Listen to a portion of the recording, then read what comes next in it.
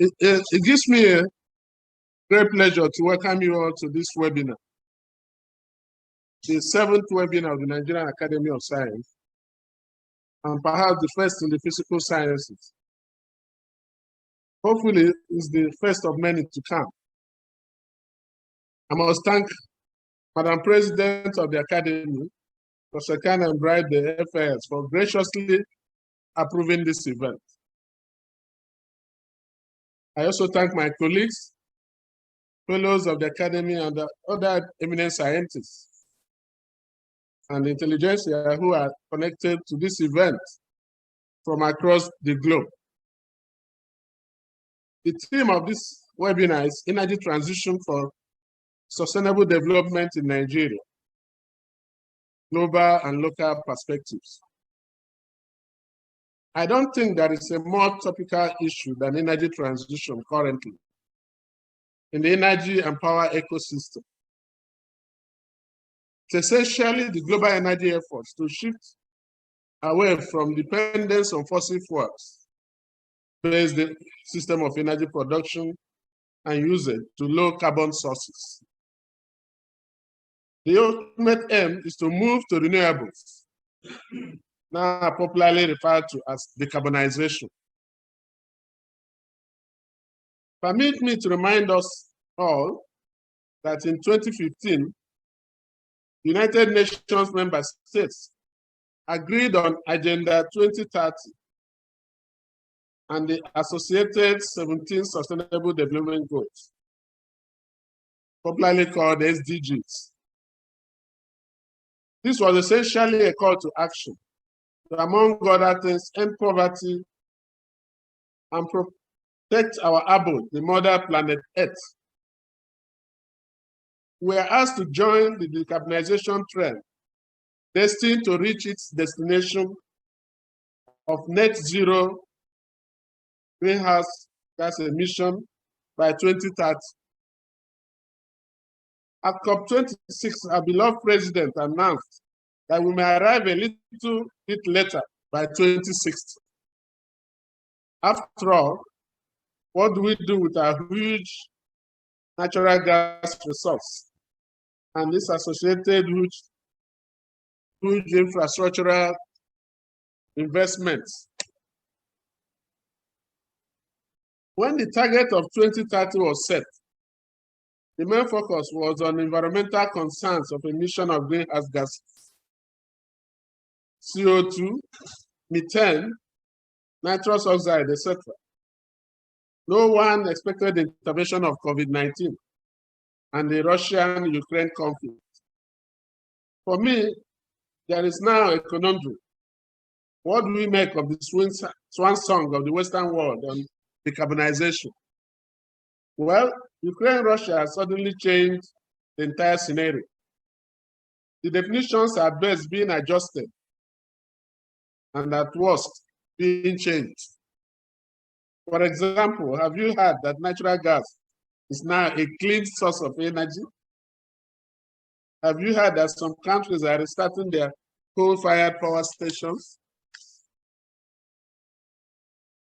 We have also been told that 10 most developed countries are responsible for 50% of greenhouse gas emission. However, no matter what we think is our contribution to greenhouse gases, we are not immune to the adverse effects of climate change. The recent flooding of different parts of the country and its attendant effects on several vulnerable communities is a testimony to this thesis. Several communities in different states of Kogi, Bayelsa, Delta, Anambra, Imo, etc. are currently underwater, a repeat of the agonizing flood of 2012. The Children's Climate Risk Index, commonly called CCRI report, released last week by United Nations Children's Fund, UNICEF, showed that Nigeria ranked second as a high out of 163 countries. The report classified Nigeria as extremely high risk related to climate change risks. However, as global citizens, there is an immediate need to address the man-made environmental hazards like oil spillage, gas flood, in particular in the Niger Delta. Indeed, Nigeria is ranked among the 10 highest gas emitting countries. So as we brainstorm today, it is my hope that while we review the global situation, we will continue our modest efforts to discussion on a viable pathway to energy transition and decarbonization. Wishing us all a pleasurable and fruitful session. Thank you. Oh.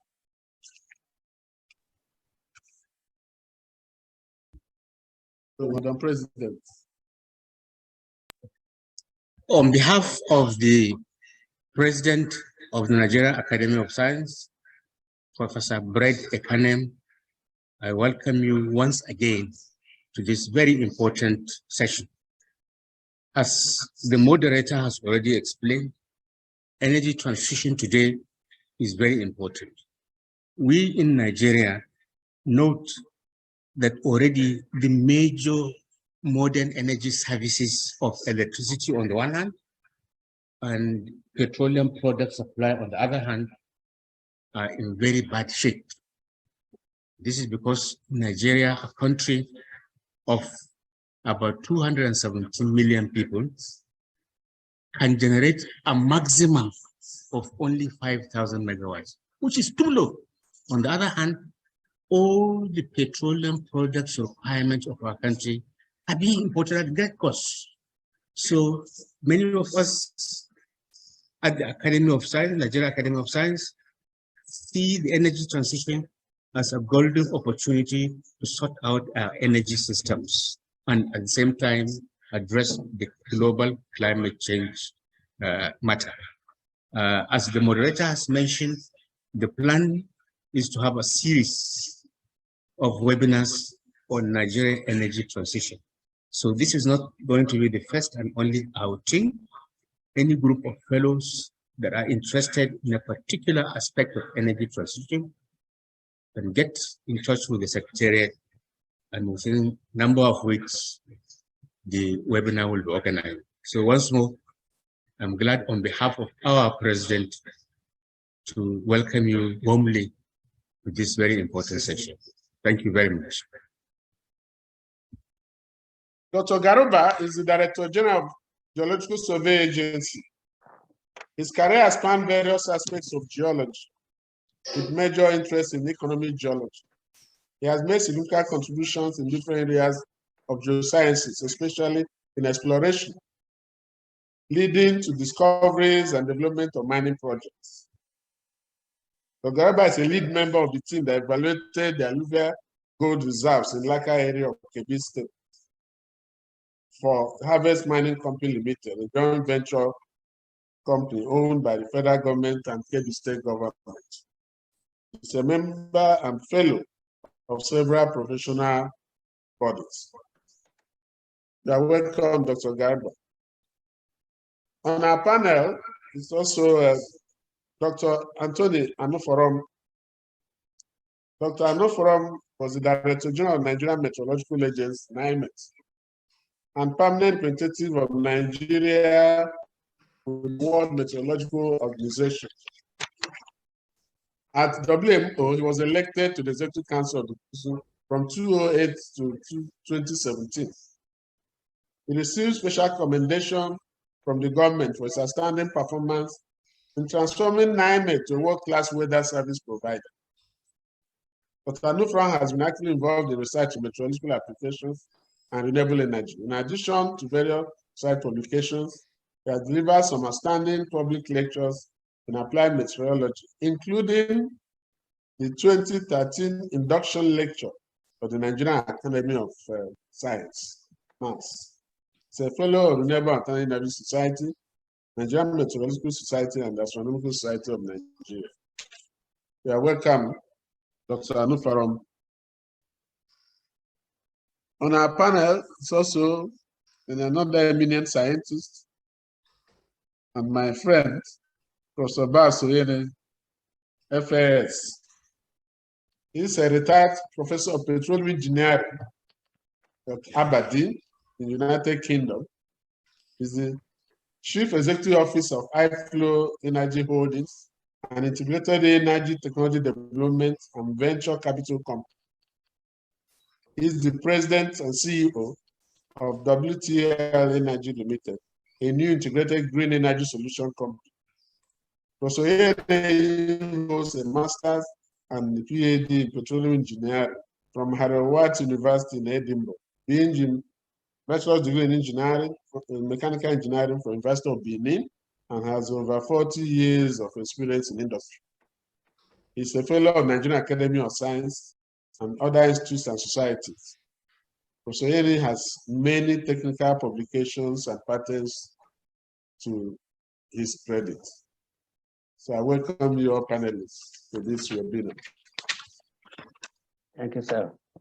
Our first lecture will be by Professor Sambo, FAS, and the title is Energy Transition, Global Trends and the Current State in Nigeria. Professor Sambo, sir. Thank you very much. I want to share my screen. Are you seeing it now? Yeah. Okay, thank you very much. I have decided to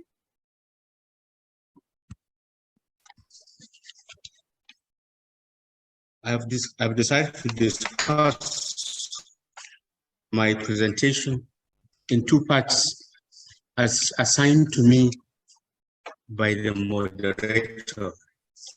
That is to say, I should provide a concise brief on global perspectives of energy transition, and then also summarize the Nigerian energy transition plan.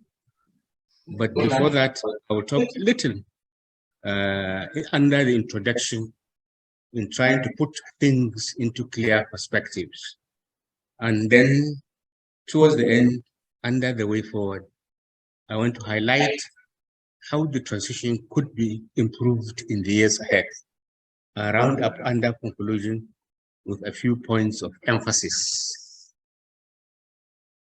I believe virtually all of us in this webinar know the meaning of climate change, but for the sake of completeness and the few that may not be aware, it's good to say that global temperature rise, which come largely from combustion of fossil fuels, is the principal cause of global warming, which, if not mitigated and controlled, will lead to climate change complications in general, with the following specific outcomes, very negative outcomes. First is the melting of the ice from the north and south poles that will lead to uncontrollable floods all over the world, and then to be followed by droughts and increased fire threats, as well as tampering with the food security of the whole globe,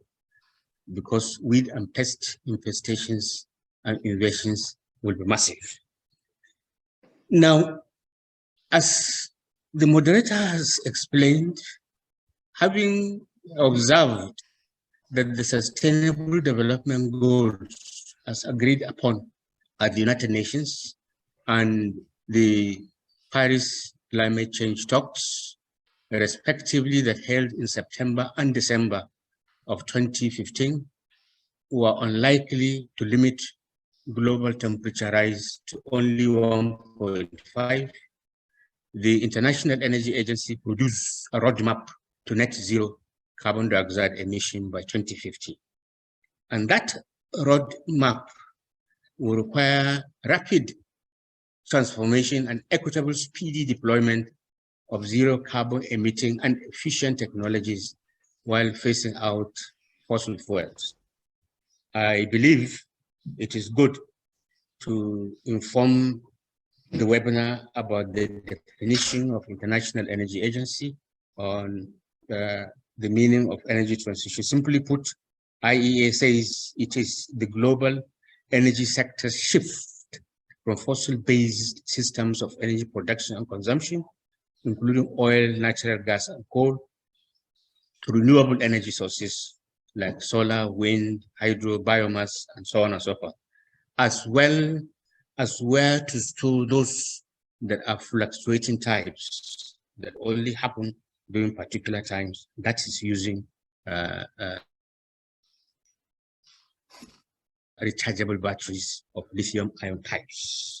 Now, the issue of climate change, once it involves the human mind, is something that has to be taken very carefully. And many scholars, the first they did is say, why shifting away from fossil fuels? Well, this slide shows the reason. Combustion of fossil fuels leads to massive emission of carbon dioxide emissions. Whereas on the other hand, all the renewables, their emissions are negligible. So this is it. And even nuclear doesn't have that emission. Nuclear is almost the same as the level of emission of solar energy. And you can see even amongst the fossil fuels, that of gas could be manageable. I'll come back to this later, which is why our government is focusing attention significantly on using gas. On the other side, this issue of cost. 15, 20 years ago, whenever talks of renewable energy come, a large percentage of energy practitioners will tell you renewables are too costly. Now, this slide shows the costing done by 5 different organizations. 2 of them are financial groups, Lazard and Bloomberg New Energy Finance. They are financial investment and so on. Then IRENA is a quasi-government, International Renewable Energy Agency. The same with Nuclear Energy Association.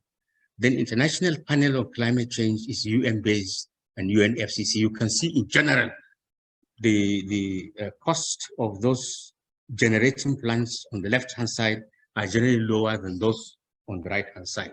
And that is to say that renewable energy is no longer costly, that many practitioners say, because these are life cycle cost, levelized cost of energy production, life cycle estimates. Now, with this, IEA now produced this roadmap that is to bring down the global emission as at 2020 of about 34 gigatons of carbon dioxide emission down to just about 2 by 2050. That's the design. And the way to achieve it is to look at the entire economies of all nations, not just the issue of transportation, but even the power supply, industry, household, and services sector. And it is to go gradually, as you can see, 2025, 2035, 2050. And there is another group, World Energy Forum. They came up with what they call Energy Transition Index to gauge how effective the adoption of the roadmap of IEA by various countries. And using it, a map has been produced that shows those nations that are moving fast in the area of energy transition are European countries. And then you have one country in Latin America, Japan is there, and New Zealand is there. Australia is not too bad. In Africa, Morocco is leading the pace, followed by Kenya, and Ghana too is not doing badly. But Nigeria, we are way down because we just started our own recently. Now, actually, it should be noted that it's not only developed countries that are taking energy transition very seriously. There are countries that are already net zero. And the 2 on this slide, Bhutan and Suriname, are developing countries. And you can see the European countries that many of them have already laws that have been accepted by their various parliaments. And some of the countries have very serious plans to move towards net zero. Now, I think it is time to look at the Nigerian situation. The Nigerian Energy Transition Plan was launched in August this year, 2 months ago. The Nigerian government, before launching it, went to the United Nations and discussed with the SDG office. And along the line, the Vice President also visited the Vice President of America, and they promised to support Nigerian Energy Transition Plan with a sum of $10 billion. I should say that when Nigeria launched its ETP 2 months ago, it was the first to launch in Africa, even though 2-3 countries moving towards energy transition faster than us. But a formal document, Africa, we are leading the pace. And I should also say that the energy transition document is mainly focused on using our large gas resources and renewable energy to begin with. And the way it is being done, it looks novel, that this time around, the plan for getting the solar energy is not just to award contracts, but to bring original equipment manufacturers to come so that we get the highest value for money. And then electric vehicles are also being attended to. And in Nigerian situation, the plan is to ensure the estimated emission of 2020 of about 180 million tons of carbon dioxide equivalent be reduced to virtually zero by 2050. This is the original plan. But while looking at the details of how it is to be effective in the building sector, in the oil and gas, in transportation, and in power, it was realized that it has to be adjusted, as the moderator mentioned. And last November, at the Glasgow Climate Change, President Muhammad Buhari pledged that Nigeria will attain net zero by 2060. And it will involve massive activities in the power sector, building, transport, as I earlier mentioned. For example, in the power sector, the plan is to have 42,000 megawatts of electricity for the mains grid, national grid, and then 6.3, that is 6,300 megawatts decentralized off grids by 2030.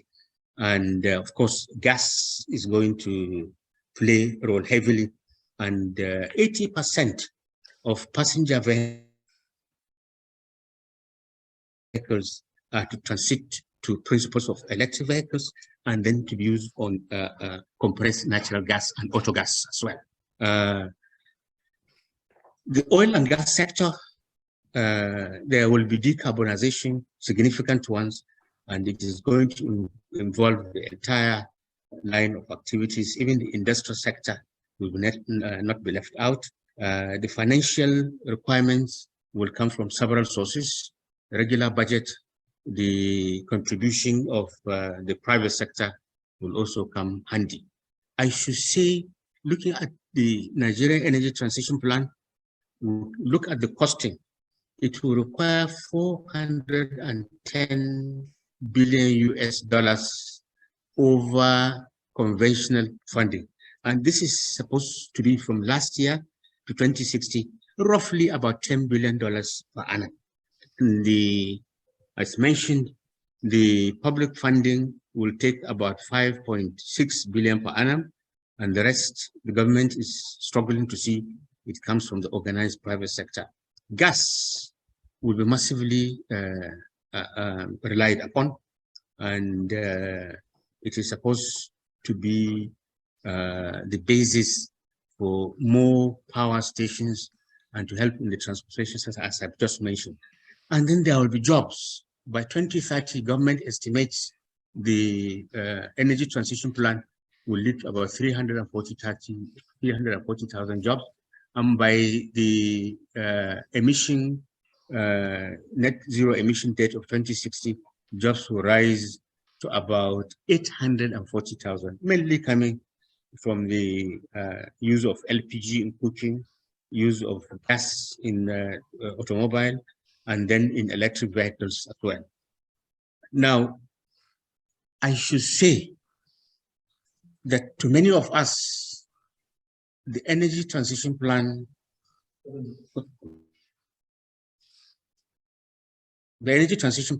was not subjected to rigorous consultation.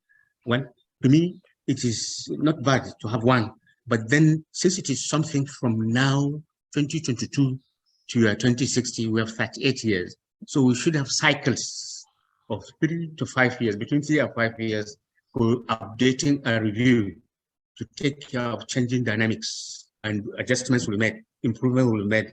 Maybe in the next 15 years, it will be perfect. Now it may not be perfect. Everything that man handles can't be perfect. And when the time comes for the review, and NAS should be one of the bodies to call for reviews, we should not just limit it to the 3 main ministries of environment, power, petroleum.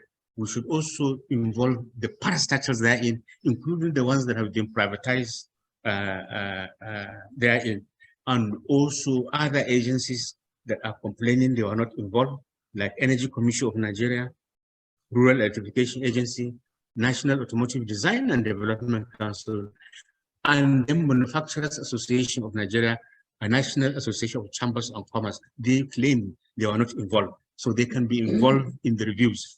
This last 2 that I put there is to ensure that the organized private sector is involved, especially with the pledge by the President of African Development Bank, Dr. Adesina, that is willing to fund establishment of companies to produce renewable energy components in Nigeria. So we should ensure that these reviews are done. And provision, I should say, in the energy transition plan will be made for carbon capture and sequestration techniques and forestry plantations. This is because these 2 types of techniques are excellent absorbers of carbon dioxide emission. And this has to be made. I see to be practical. I know there are exploration activities in both the existing offshore areas and in many inland basins. I'm aware of the activities on the upper Benue Trap, around Bauchi and Gombe, and even Bida Basin, and so between Nigeria and Niger, and substantial gas are expected to be confirmed. And when that happens, we may go beyond 2060. And that is where this carbon capture sequestration, I prefer the forestry plantations to be established as well. And I want to close this briefing by emphasizing Nigeria has not done too badly, because it now has a plan which many countries don't have. It is the first in Africa, so I think government should be commended.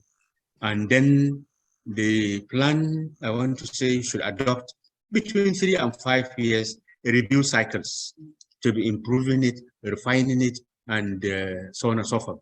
And then again, I want to highlight that net zero emission is not absolute zero. And the meaning of this is that you can emit, then you come with schemes to absorb. And that's why Suriname and Bhutan attain net zero, because they have a lot of forests that have been absorbing. And when many of us in the physical sciences don't like the forestry plantation I talked about, they say it's not precise. I say, no, if you bring experts, crop production, botanists, experts, they'll tell you this type of trees, when you plant them 1 year, 10 years, they can absorb so much. I think we can try that way. We green our environment, and that's the one I prefer. I want to thank all of you for your attention. Thank you, Professor Sambo. The next is Available Solid Minerals for Clean Energy in Nigeria by Dr. Abdulrazaq Garba. Dr. Garba, sir, can we listen to you? Good morning. Thank you very much for the opportunity to present at this forum. Good morning, everyone. My name is Dr. Abdulrazaq Garba. I will quickly share my screen now so that we can start the presentation.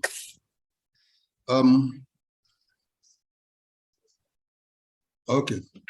Yeah, my presentation this morning will talk essentially about available solid minerals for clean energy, and also the efforts of Nigerian government to see that we seize the opportunities of discoveries of some of these minerals that could be very, very useful in the generation of clean energy and or for transition to clean energy.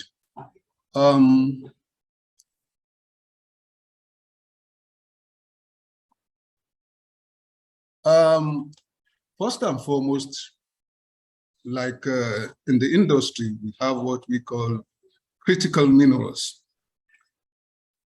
What are the critical minerals, or what is a critical mineral? Well, we classify as metallic and non-metallic elements could be considered as critical minerals.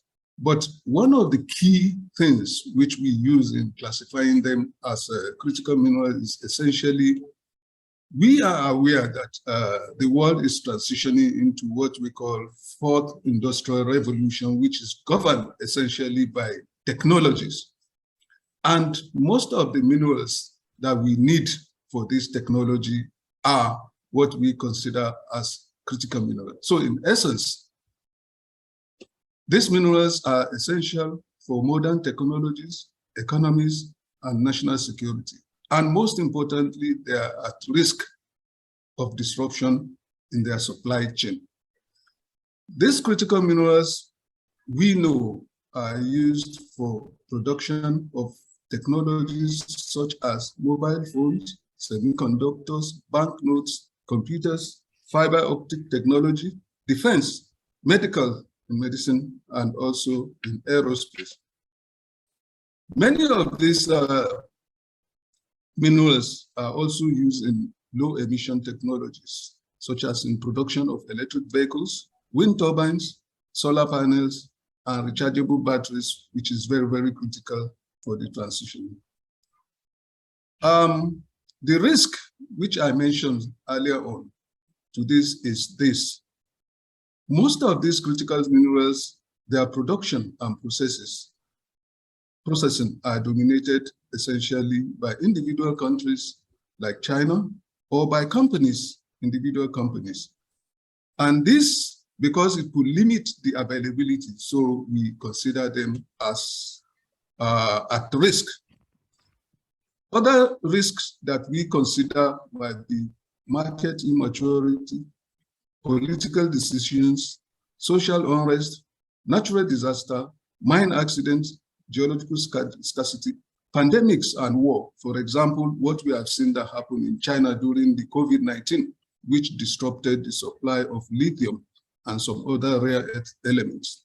Also, the war we have in Ukraine, between Ukraine and Russia, is also disrupting the supply of nickel to some of the users of the commodity for production of downstream utensils.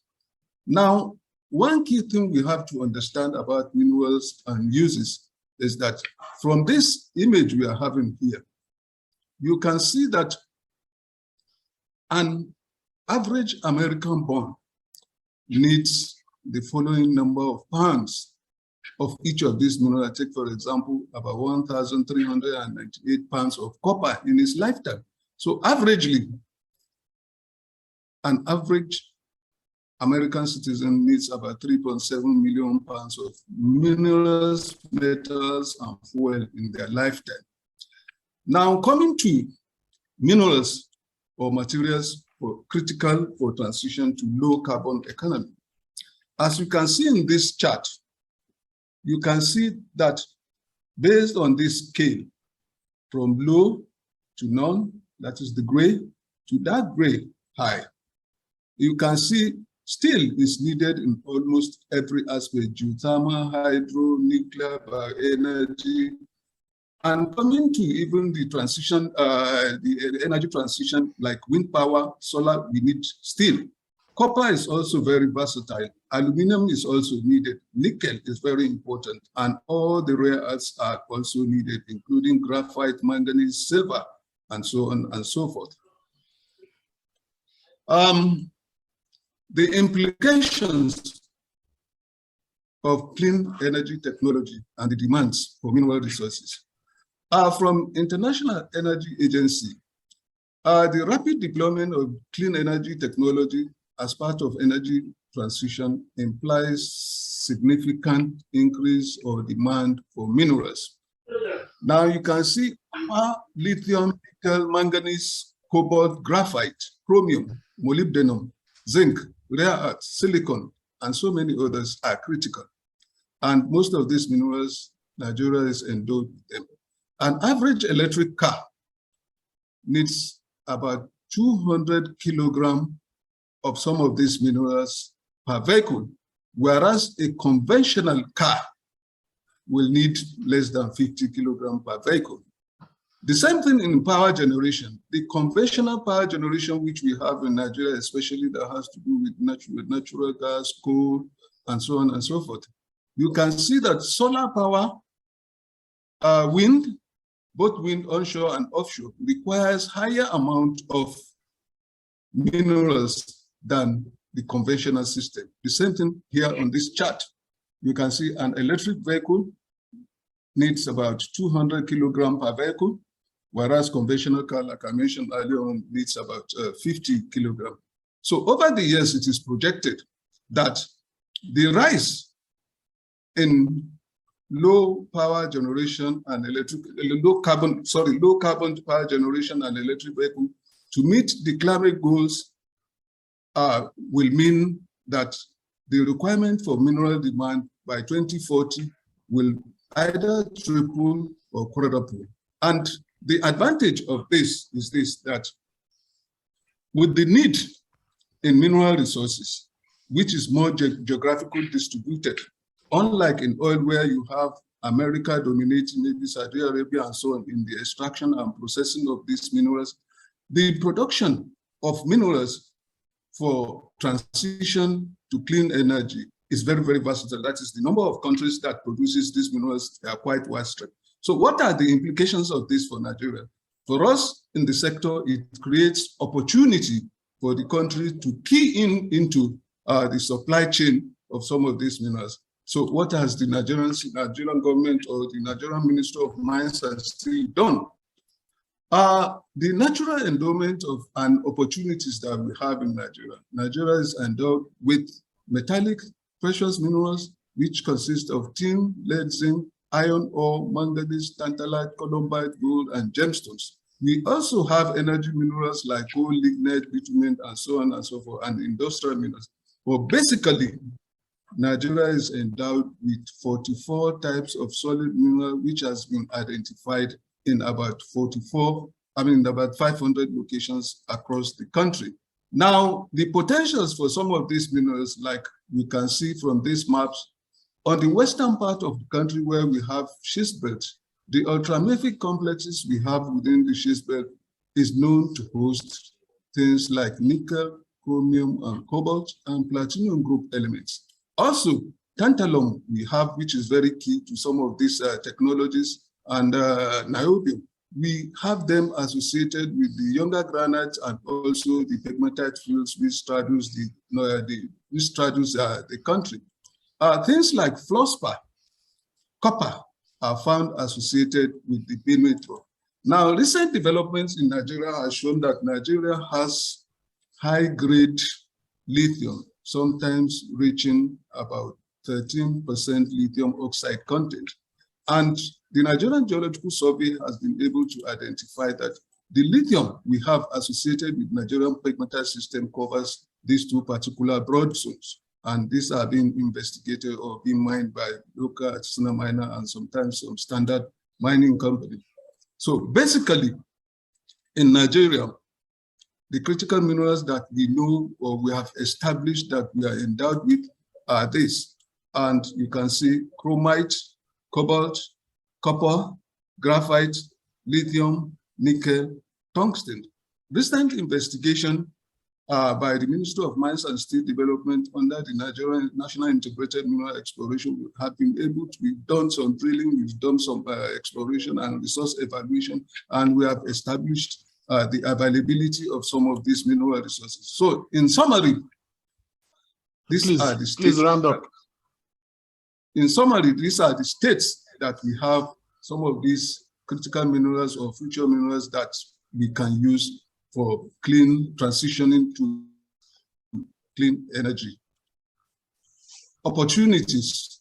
The opportunities we have in the sector for investor or investment decision, trade services, mining contractor, metallurgy, work, analytical services, and so on and so forth for transitioning. And with this, I complete my presentation. Thank you very much.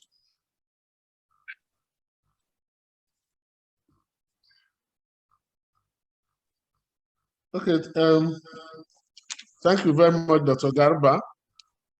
Our next topic is Nigeria's national commitments to carbon footprint reduction and timelines by Dr. Antonia Anofarom. Once again, I thank you for inviting me to this webinar to be a panelist. Like I said, I thank the Academy of Science. The last time I was invited was in 2013 when I delivered the annual inauguration lecture of the Academy.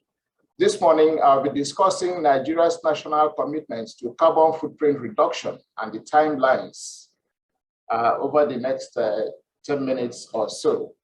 And I'm pleased to be part of this event. Yeah, first of all, what do we mean by carbon footprint? Simply put, it is the amount of carbon dioxide emitted into the atmosphere in course of our everyday activities. Either as individuals or companies or country, we have carbon footprint. That is the amount of carbon dioxide we emit into the atmosphere. And this is because our life is weaved around energy, utilization of energy. Even when we cook, using our gas, using firewood or kerosene, we generate carbon dioxide. Now, the emission of carbon dioxide has become a global concern, but it started in the Industrial Revolution era of the mid-18th century, when the mode of production transited. There was a transition from manual to the use of engines and machines. These engines and machines needed source of energy to fire them, like the foundries we knew in the United Kingdom and so on. Use a lot of coal to generate energy. Later, oil and gas came into the mix. Now, these are all fossil fuels.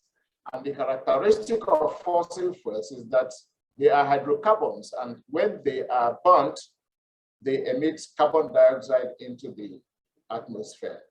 Now, over time, the use of fossil fuels have been increasing the rate of emission of carbon dioxide into the atmosphere. If you look at this figure 2 here, you see starting from about 1760 or so, we see the trajectory, how the trend, how the amount of carbon dioxide emitted from different sources all over the world has been increasing. Well, as of March 2021, the concentration of carbon dioxide in the Earth's atmosphere has become 149% higher than the pre-industrial level. That's quite a lot. It's not only carbon dioxide, of course, the other greenhouse gases like methane, nitrous oxide have also been increasing in concentration. The result is that these gases have greenhouse gas effect. That is to say, they trap heat energy within the Earth's atmosphere. Now, and that has been making the global temperature to increase. If you see this trend, this graph is plotted using data sets from different organizations, showing, of course, what is of interest here is that there is a rising trend in temperature. The graph here shows that in the last, since the 80s especially, you can see the area in red shows where global temperature has been above normal. And it has been more intense since the 80s. As at 2020, the global temperature had reached, according to the World Meteorological Organization, 1.2 degrees Celsius plus or minus 0.1. This has been the trend. What is the consequence? The consequence is that this heat energy trapped within the Earth's atmosphere has been driving very violent weather events, extreme weather events that have been increasing in frequency, increasing in intensity, and their devastation. Presently, as the moderator had said at the beginning, we are all witness to what is happening in Nigeria right now. We experienced it like this also in 2012. Probably that of this year may have a higher level of devastation. Now, this table summarizes what has been happening in terms of increasing number of weather-related disasters globally. In the 50-year period from 1900 to 1949, there were only 513 such weather-related disasters globally, and that worked out at an average of 10 disasters per year. In the next 50-year period, 1950 to 1999, it rose to 140 per year. And from 1970 to 2019, another 50-year period or so, the WMO recorded 234 per year. So it is really a source of concern to the international community. And that was brought to fore by the Intergovernmental Panel on Climate Change, IPCC. IPCC warned, of course, based on that trend, this trend we have seen here, and also based on projections, scientific projections by modelers, that if nothing was done, that is, if mankind continues at that rate of emission of greenhouse gases, global warming could reach such a catastrophic level that will become irreversible. In fact, the UN Secretary General has once described it as existential threat. That is where we are presently, because of consumption of energy, use of fossil fuel that emits carbon dioxide and other greenhouse gases that is causing global warming and climate change. So this necessitated the development of the Paris Agreement by the UNFCCC.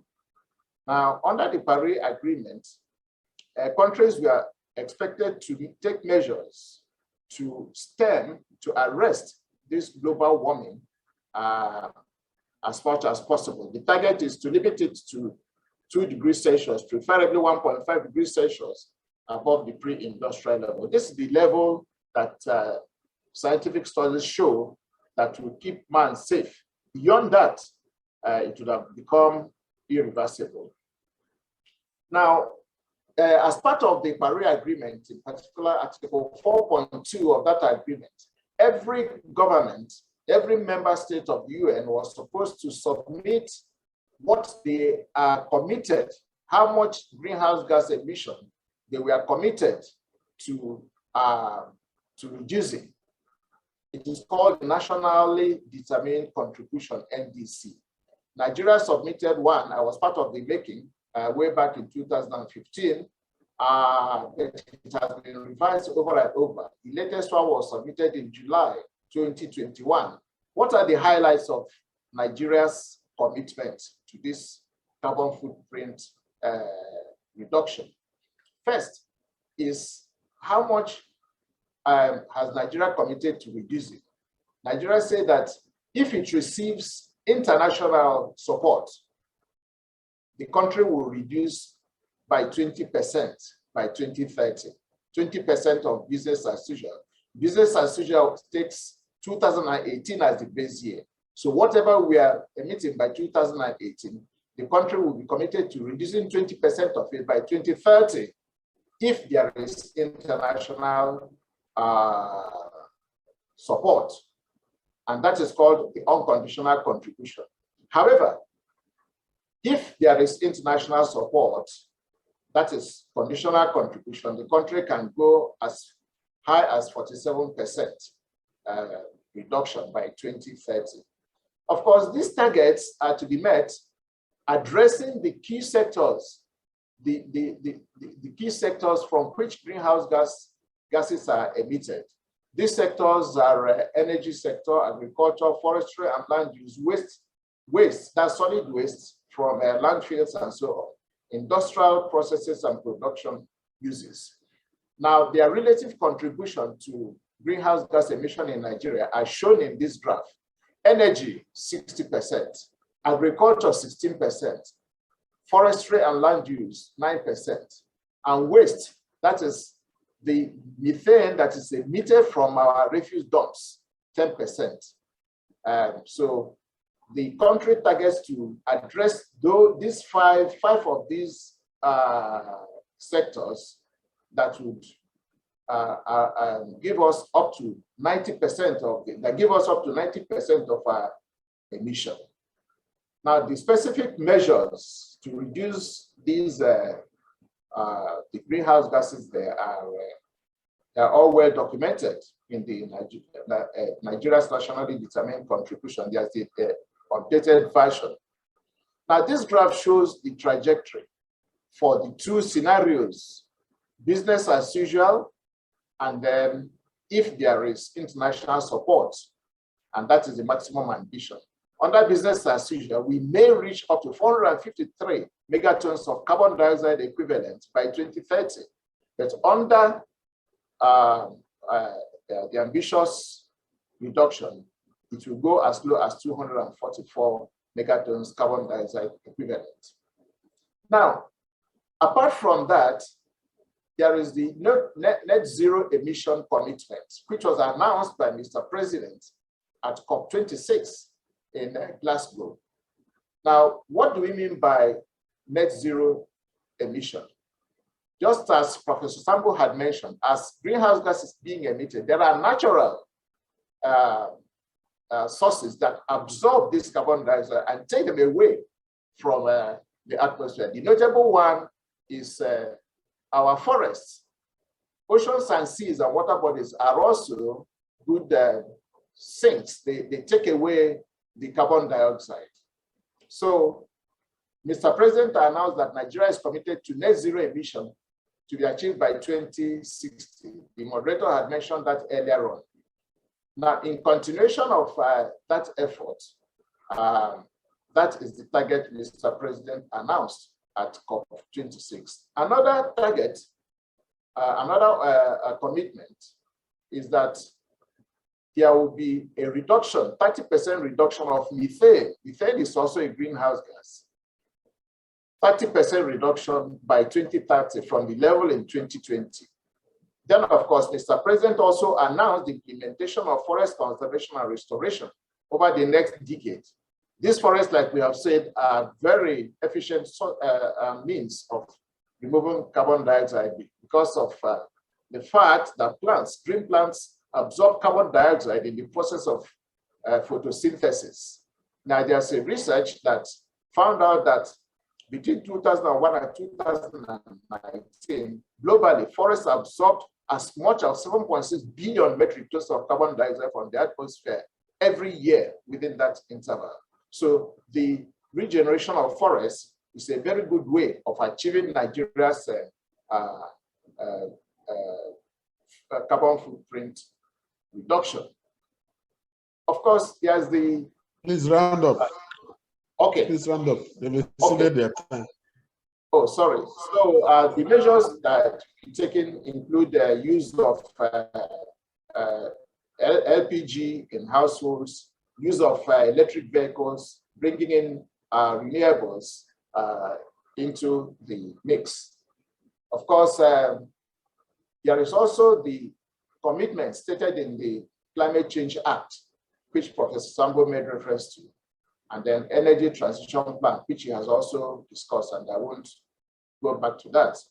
But the grand fact we need to bring out here is that this country, Nigeria, has the vision of the country being a low carbon economy, climate resilience, high growth with circular economy that reduces its current level of emission by 50%. Now, there are challenges, of course, some of which have been mentioned. One of them is that our economy depends so heavily on oil, which is a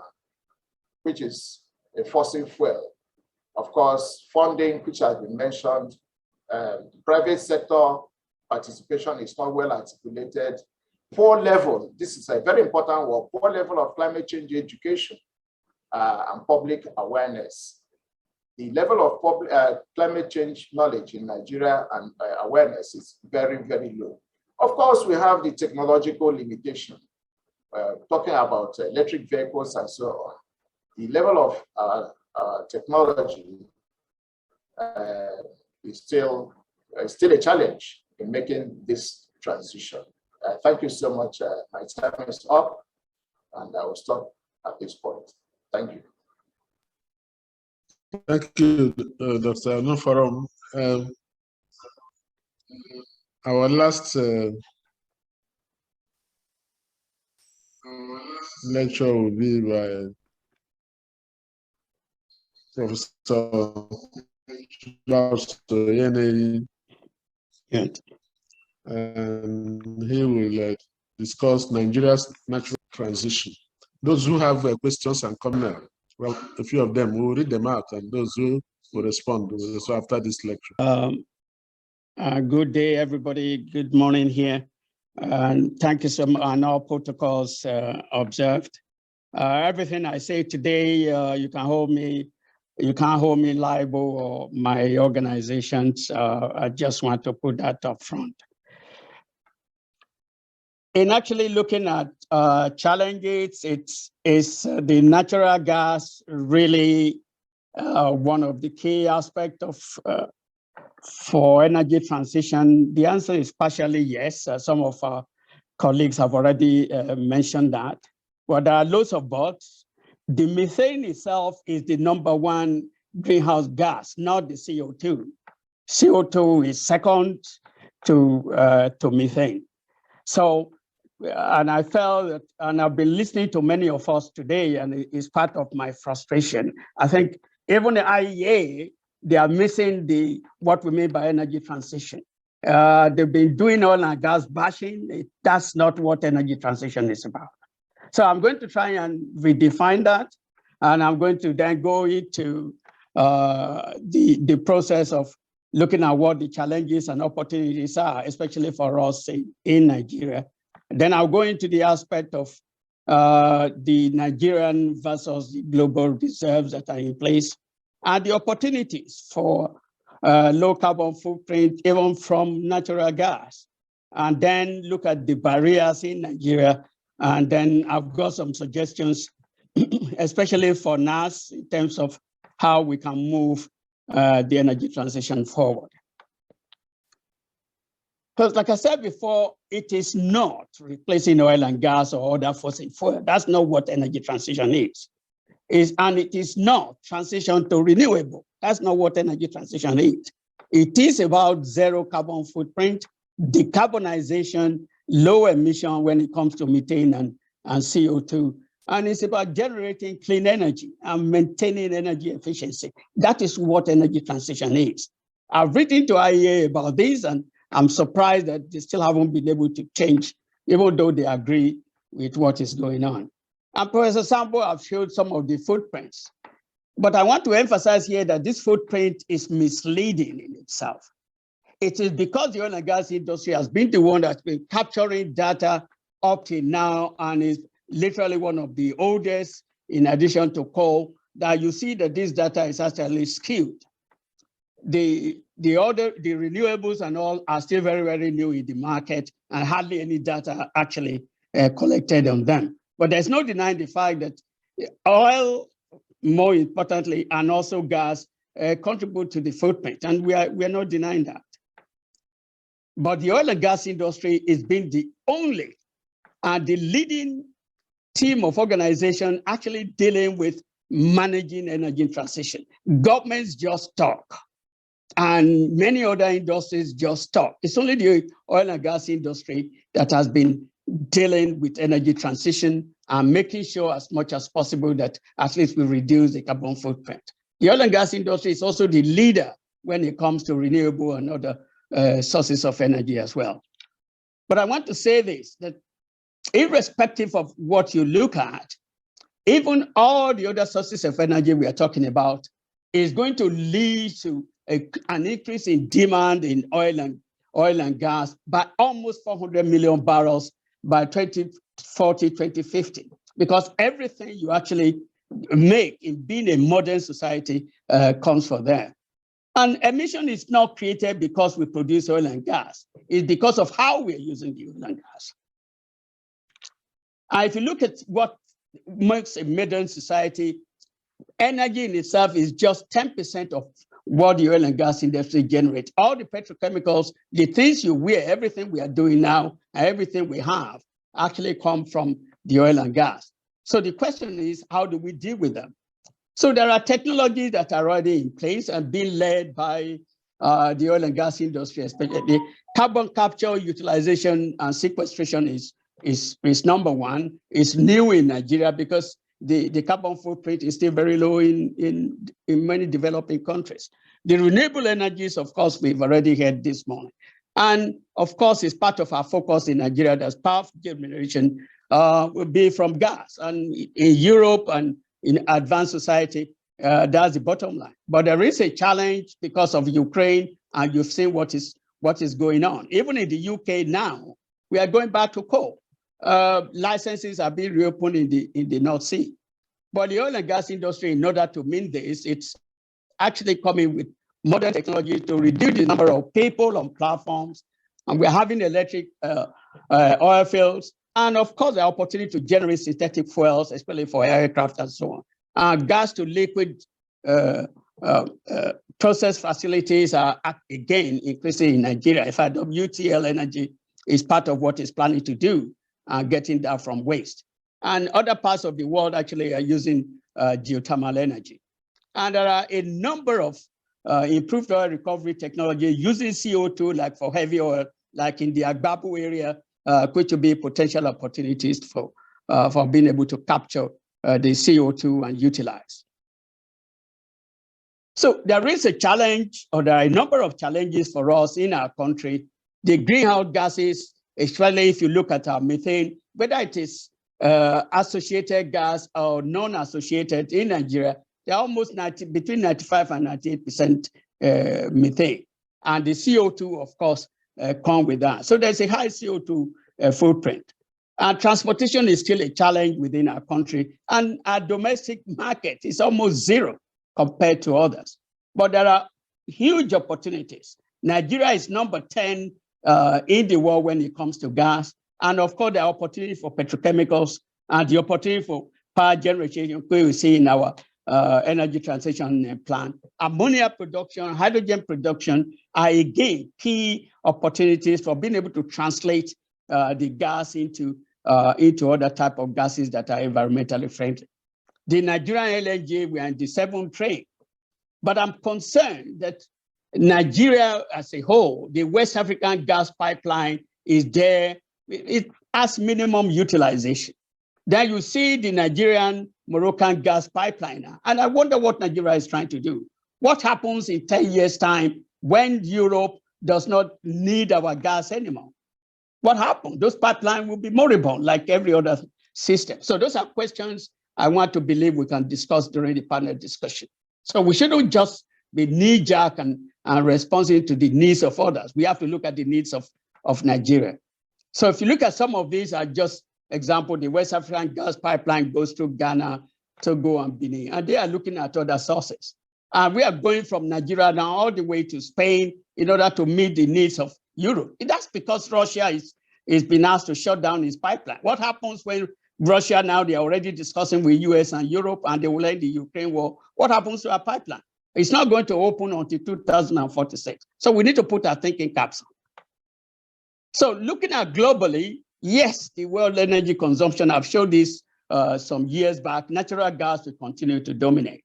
And again, you see that Nigeria has a lot of reserve. And I agree with the fact that it needs to be the centerpiece of our, again, contributing to the energy transition. But the utilization is actually minimum. We are number 10 in the world now And Russia, I can tell you, will still continue to dominate, even after the Ukraine war.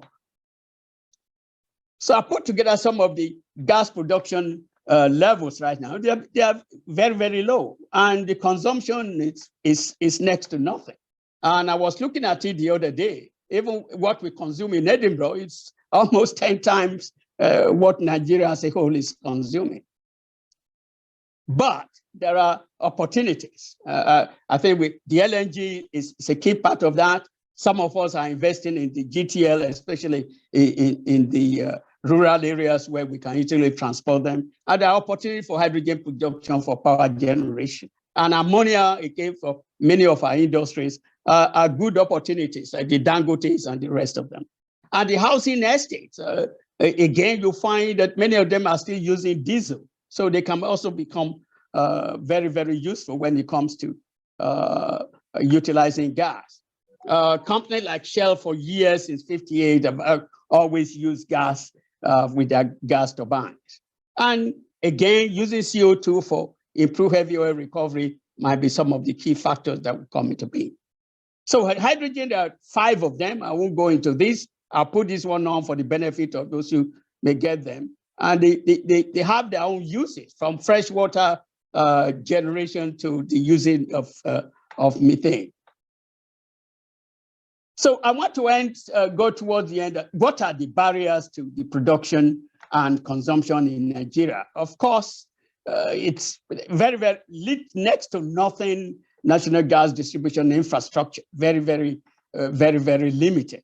And the domestic consumption is extremely low because, again, the quality of life in our country. Again, finance is a big barrier.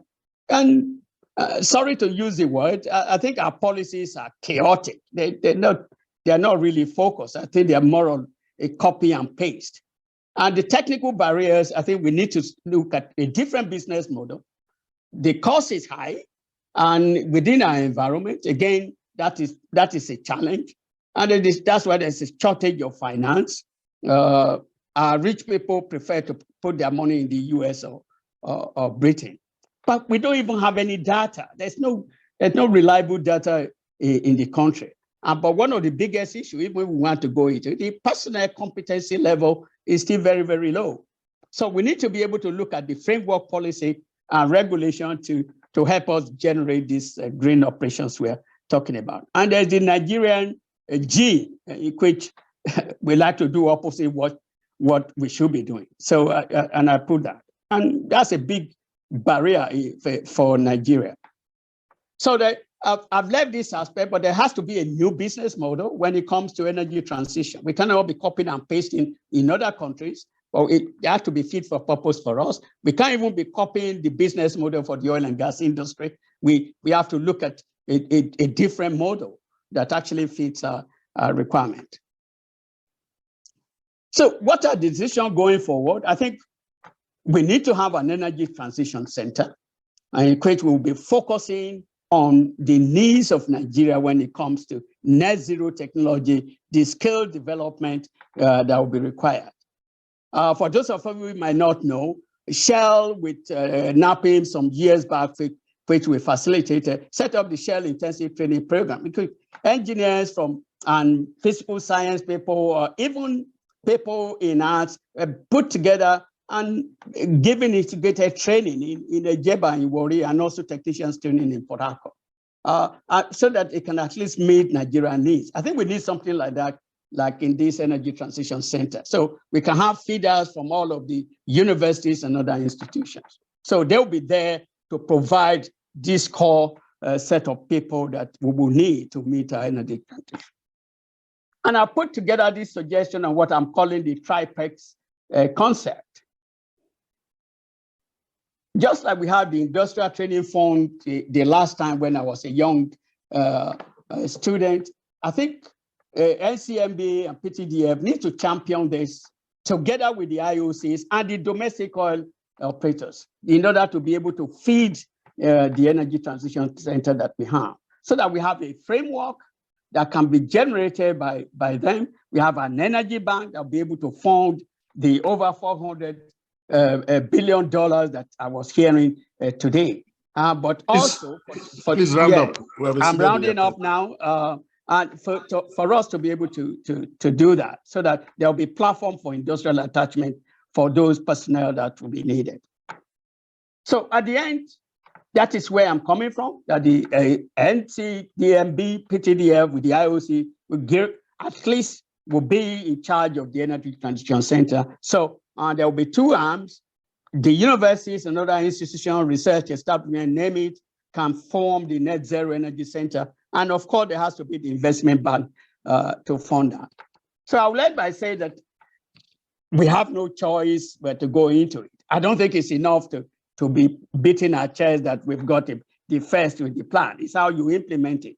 A lot of African countries, Ghana, Rwanda, are already implementing many of what we have in our plan. And the net zero technology development is a must. We have to get our people, it's people that deploy technology. Those technicians, those vocational people, they need to be at the forefront of being able to get them all across Nigeria. And the government policy plus the agencies, and of course, the industry, we need to be able to help us facilitate that. So, but more importantly, it's not just in Nigeria. The energy transition data is actually very, very low. People are just throwing numbers up. They like bashing the oil and gas industry because they have those data. I know that Germany, even in terms of tidal power, has banned tidal power because there's a lot of methane trapped below the seabed. And when you disturb that, there's a lot of methane that is actually released to the atmosphere. So we need to reform a new standard. Some of us have suggested this to IEA. Nigeria can actually spearhead that. Let's start building our own transition data, because the value will be, at least for us, to be able to have a new energy transition model, especially for the domestic operators in Nigeria. Thank you so much. Thank you, Mr. Chairman. Thank you. Thank you, Babs, thank you. Your wonderful lecture. We have so many questions and answers there. I can see Professor Kenneth Amechi, you are welcome. Professor Amechi is a professor at the University of Edinburgh and the European Institute in Italy, as well as a visiting professor at an African university. In addition to being my younger brother. You're welcome. Yeah, it's also, my good friend as well. Welcome. Your boss is here. Madam President, that's your former staff. They're always talking about you. So there's so many of you here. We'll take the questions. Many of them are directed at Professor Sambo. Okay. Yes, the questions, right? Yes. Let me go over very fast. Okay. Now, the first question I've seen is about exploring other ways of managing carbon dioxide emissions. Well, yes. If you listen to my lecture very well, I have discussed the issue of carbon capture and sequestration techniques, especially at the end of my presentation, and also the effectiveness of forestry plantations in capturing carbon dioxide emissions.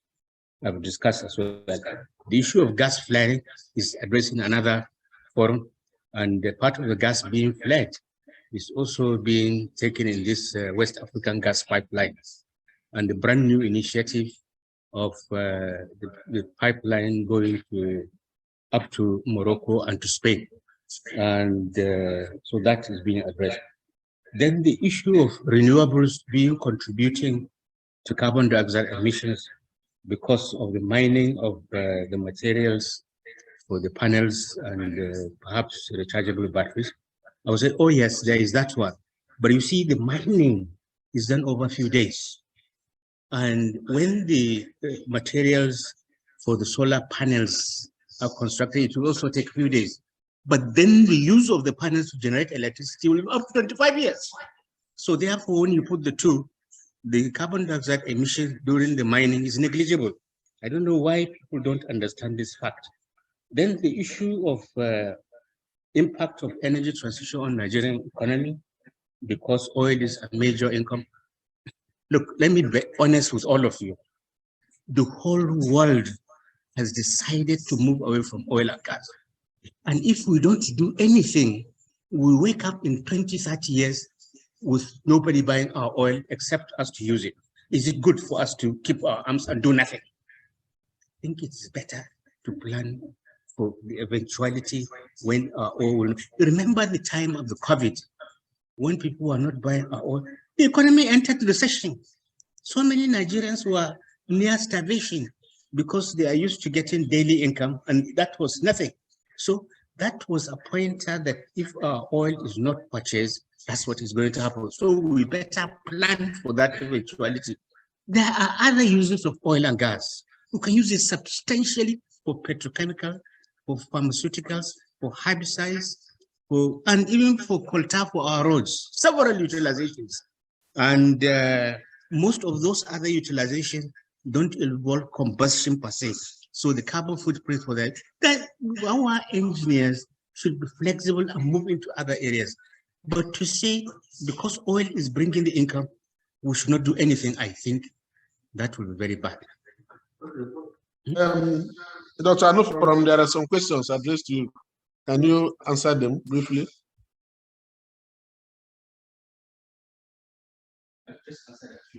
Yes, let's give everybody an opportunity. Dr. Anufaram, Professor Konji asked you a question.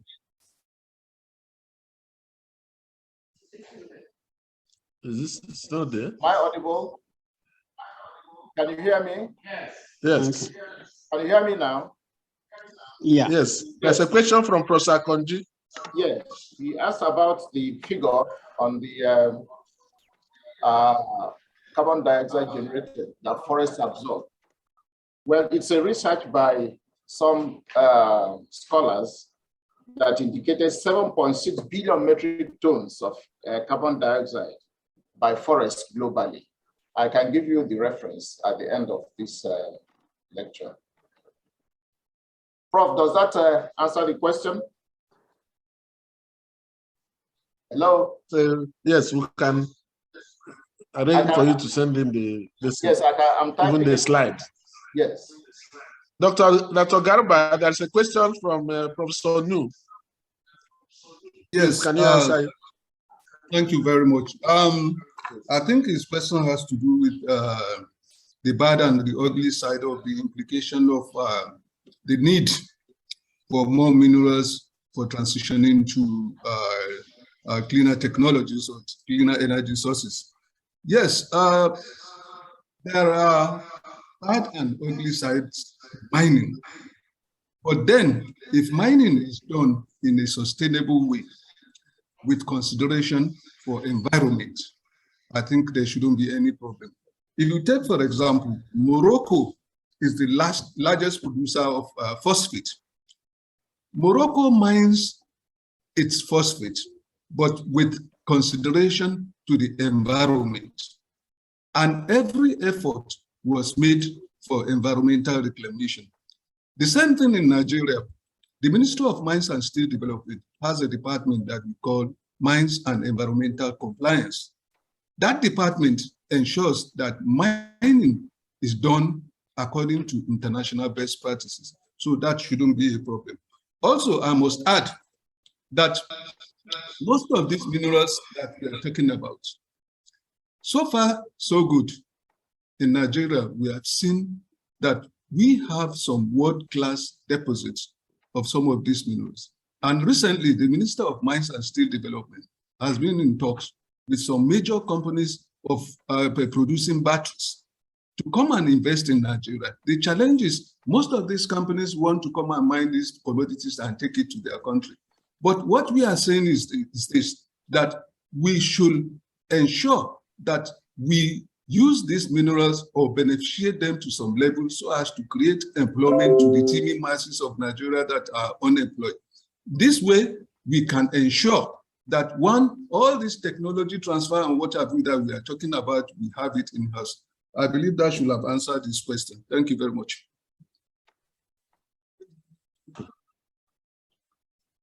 Professor Oyeneyin, Yeah, can is I? there a question directed at you?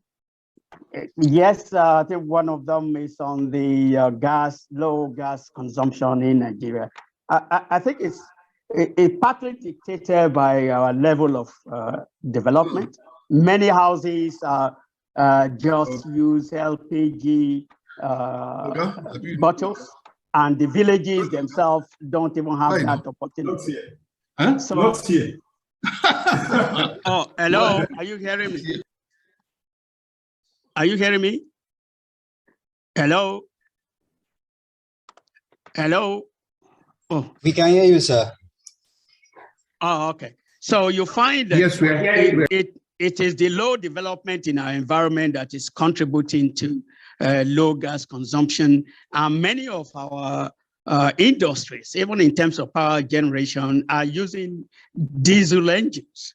So until they change to gas turbines, and of course, you see many of the new housing estates now still relying on diesel engines. So you find that when they change to gas power systems, I know many parts in Lagos, in Lekki area, for example, are doing that. So that's a long-term issue. And as long as we are low in development, that will always be the case. And that's why the emphasis on the export has been in place.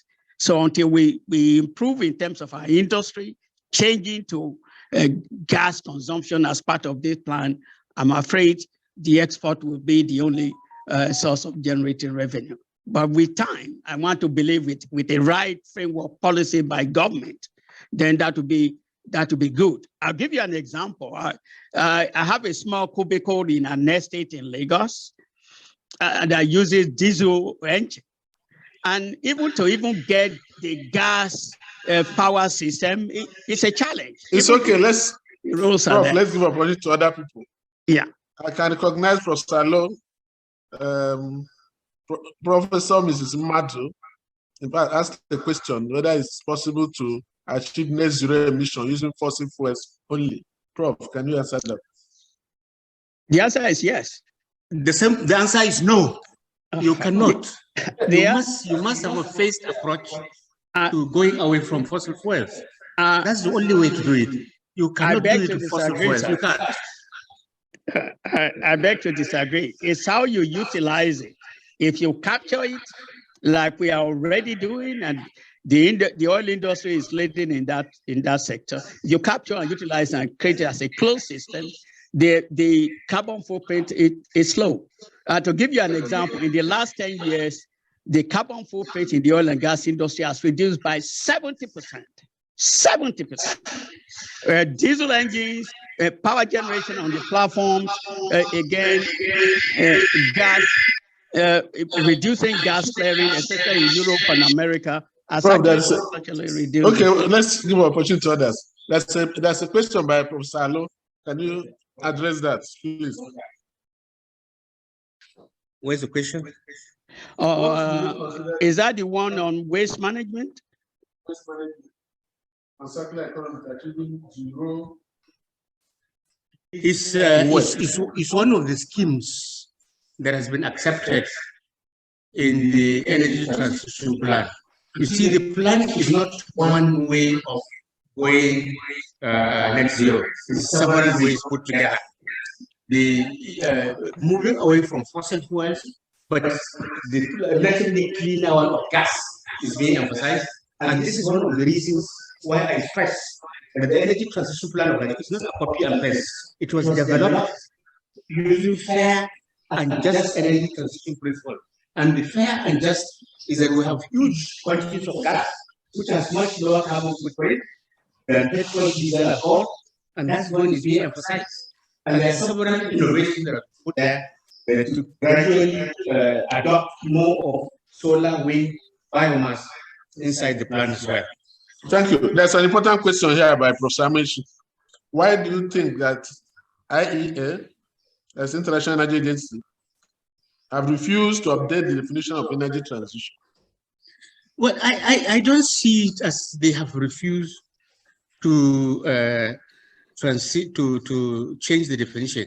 IAEA is one of the agencies under the United Nations, And the UN has an energy group with several organizations, including International Renewable Energy Agency. Any major thing you see coming out of the UN, they bring all these energy-related bodies of the UN. It's not only IAEA, International Renewable Energy Agency, but also UNESCO is there, UNDP is there, and several other groups. And then there's the energy desk in the office of the UN Secretary General, where the former MD of Rural Electrification Agency is the officer in charge. So it's a combination of so many of them. IAEA will not come and issue a fresh remark until the UN as a whole agrees to do that. Mind you, the Sustainable Development Goals is a creation of the UN as a whole. And the Energy Compact template, which every member of UN is requested to bring every September, like we just presented our own, is the basis in which the member states will move towards implementing the Sustainable Development Goals, especially goal number 7, which is energy related. Somebody asked a question about nuclear energy. What do you think about that? I guess the person means fusion, because fusion is environmentally friendly. Well, it is fusion is relatively new, and it will take some time before it becomes ready. But the one is already developed, is mature. Nuclear power generation has no carbon dioxide emission at all. The issue of disposal of waste is another thing altogether. And as the years are passing by, IAEA is bringing better and better ways to handle the waste products. They said you don't hear any problem anymore, because any nuclear technology country has to sign non-proliferation treaty of the IAEA, and that one is very clear about where the waste materials will be kept. The other problem which you hear in several fora on utilization of nuclear is the problem of nuclear accidents. Well, that one, the only accidents that are happening now are those due to natural causes like earthquake, like what happened in Fukushima. Luckily for us, Nigeria is in the earthquake zone of the world. So we are good to go. That's why the nuclear power program of Nigeria is moving on, but I must say very slowly. It's moving on, but I must say very slowly. Okay, we'll give the panelists 1 minute to round up the answers to the question. Okay, we'll give the questions posed, starting with Dr. Abdulrazaq. Any comments? Dr. Abdulrazaq.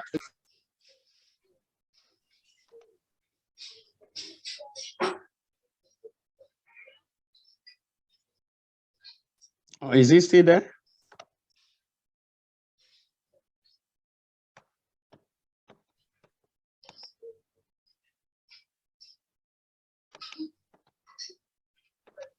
Professor Oyeneyin, 1 minute to round up. Any comments? Yeah, I think the most important thing is the fact that we cannot do without the oil and gas. They are the foundation of any economic development anywhere in the world. So what we need to do, just like I said before, is how we utilize the oil and gas in terms of emission that we need to manage and control. And with the right framework policy within the country, that can be achieved. And anywhere in the world, that can be achieved. Many countries are reopening their oil fields now because they realize it's the foundation of any economic development. But managing it is the answer.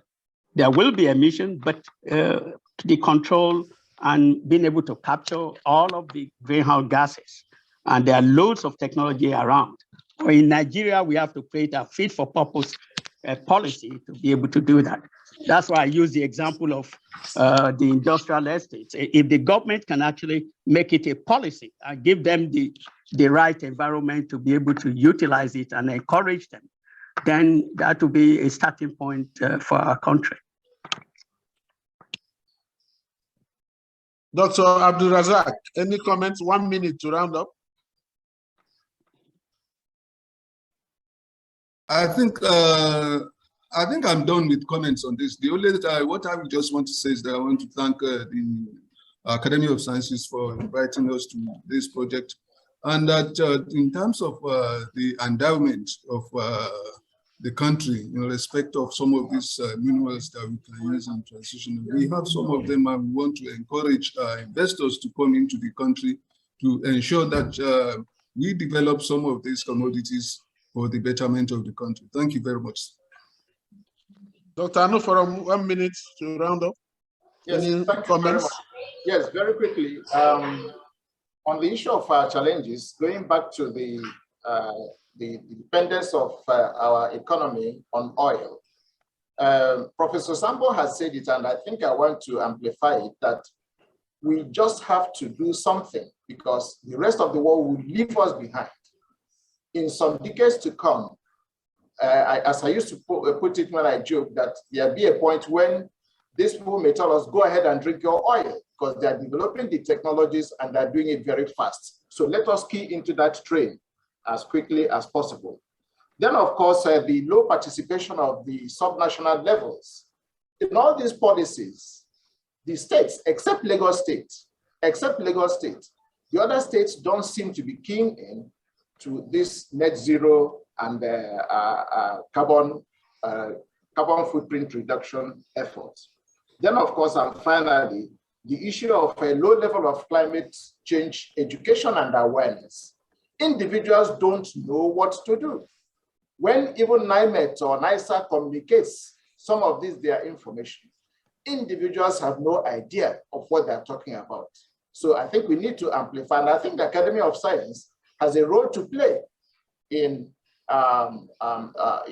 this challenge of making sure that the entire populace, a greater portion of the populace, are climate change literate. Thank you so much once again. Thank you very much. We'll listen to Dr. Kane there. Before then, let me acknowledge the presence of distinguished Professor Lo, who is out of the country and still found time to be here.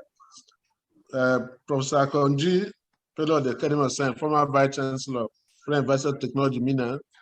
I greet you too. Thank you. Let's hear from closing remarks by Dr. Kane Deladipo. My Vice President is going to catch his flight, so let's release him.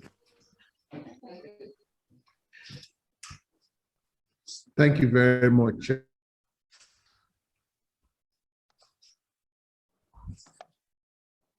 Professor Kujo, and it has been a very, very lively discussion so far. We cannot go along that energy transition plan for Nigeria looking at only if one or a few of the current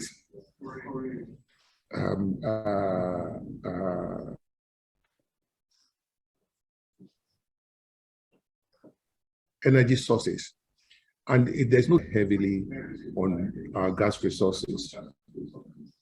I think the challenge that we need to face as a nation in terms of our policy formulation is more of how much of the CO2 emission can we write off from other renewable energy sources like wind, solar,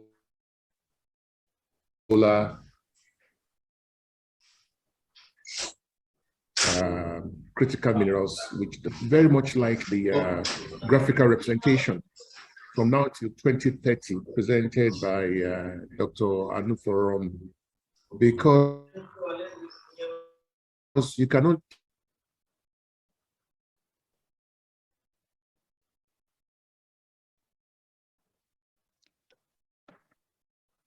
I think you are frozen.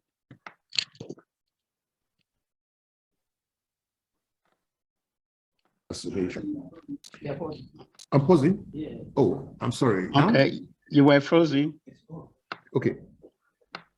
Nigeria, I will do my best to be closer to the microphone.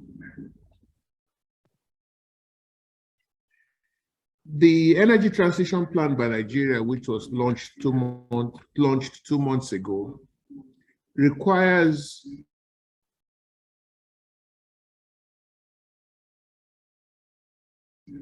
that we have the best. NAS should be part of that periodic reviews of how far we are doing, as well as other stakeholders in the energy transition plan for Nigeria.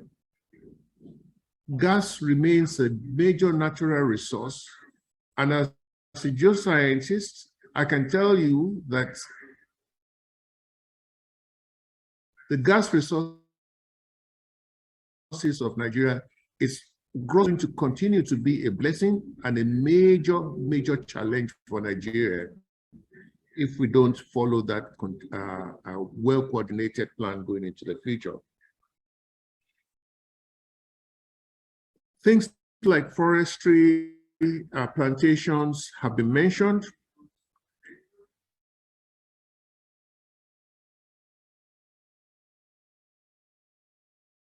I do agree that they will have a major role to play. Economic growth plan. Other manufacturing industries like the cement industry is going to create another negative for us, for which we need to plan for in this country. Nigeria has about 11 cement manufacturing plants spread across the nation. And cement manufacturing is the second largest emission manufacturing process globally. Nigeria needs to start thinking about that. Gas utilization, even if you take Lagos State, which has a huge abundance of gas just sitting off the coast here, will present itself both as a challenge and as a huge opportunity. I'm glad that Lagos State government is developing an energy transition plan. This is now the time to have that coordinated approach, looking at every state to take a cue from Nigeria. Lagos State. Just as we have seen From Lagos State, I meant to say. It is a high cost, high reward industry that we are in. And the same thing is going to go for renewables going forward. So there's a lot of knowledge to be learned from how Nigeria has managed its oil and gas resources and going into the future when we are talking about renewables. I'd like to leave it at that. And once again, thank everybody for their contributions. This is just the first in the series of webinars that we have on renewable energy transition. Very interesting webinars that we are going to have in the coming months. Thank you very much for all the participants, and thank you also very much for all the panelists. Thank you.